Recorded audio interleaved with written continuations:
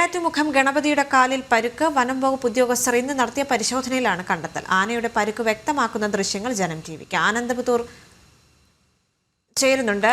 ഏഴാറ്റുമുഖം ഗണപതി പല ഘട്ടങ്ങളിലും മയക്കുവെടി വയ്ക്കുന്ന കാട്ടാനകളുടെ അടുത്തേക്ക് എത്തി അവരെ കൂടുതൽ രക്ഷിക്കാനും അവർക്ക് കൂടുതൽ കരുത്ത് നൽകാനും ശ്രമിച്ചിരുന്ന ഒരു ആന കൂടിയാണ്. ആനന്ദപുത്തൂർ ചേരുന്നുണ്ട്. ആനന്ദ്, എങ്ങനെയാണ് ഈ പരിക്ക് പറ്റിയത്? മറ്റ് വിവരങ്ങൾ അറിയാൻ സാധിക്കുന്നുണ്ടോ?